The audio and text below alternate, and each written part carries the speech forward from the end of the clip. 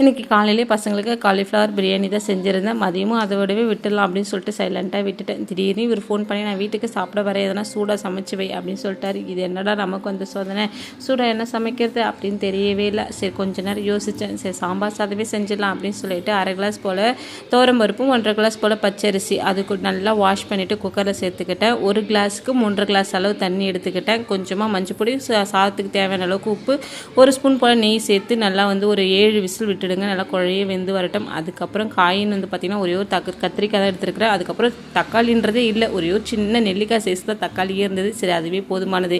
எல்லாமே நம்மளுடைய கை வண்ணம் கை பக்குவத்தில் தான் இருக்குது.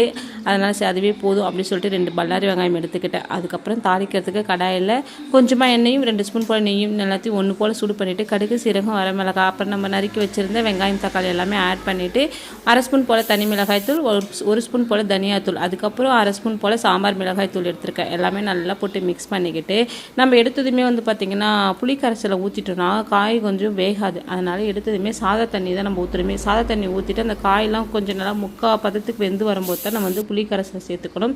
இது எல்லாமே பண்ணிட்டு இருக்கும்போது என் வயிற்றுக்குள்ளே கட்டாமுட்டா ஒரு சத்தமே கேட்குது. இன்னும் கொஞ்சம் நேரம் போச்சுன்னா இடி இடிச்சு மழையே வந்துடும் போல. அதனால் நம்ம வயிற்றுக்கு எதனா போட்டுக்கலாம் அப்படின்னு சொல்லிட்டு சாப்பிட்டுக்கிட்டே வந்து என்னுடைய வேலைப்பாடுகளை செஞ்சுட்டு இருந்தேன். அதுக்கப்புறம் வந்து பார்த்திங்கன்னா இந்த புளி கரைசல் இந்த சாம்பார் வந்து தொக்குமா ரெடி ஆயிடுச்சு. அதுக்கப்புறம் நம்ம விசில் எடுத்துகிட்டு அந்த புளிக்கரைசலுடைய தொக்கு வந்து நம்ம சாதத்து கூட மிக்ஸ் பண்ணிவிட்டு லாஸ்ட்டாக வந்து 1 ஸ்பூன் போல் நெய் ஆட் பண்ணிட்டு மிக்ஸ் பண்ணோன்னா டேஸ்டியான சாம்பார் சாதம். இது என்னுடைய ஸ்டைலில் செஞ்சுருந்தேன். நீங்களும் இதே மாதிரி செஞ்சு பாருங்கள். அதுக்கப்புறம் டெசர்ட்டுக்கு மாம்பழம் தான் செஞ்சுருந்தேன். இந்த நேரத்துக்கு பொரியல்லாம் எதுவும் செய்ய முடியாதுன்னு சொல்லிட்டு விட்டுட்டேன். பிடிச்ச லைக் போட்டுக்கோங்க.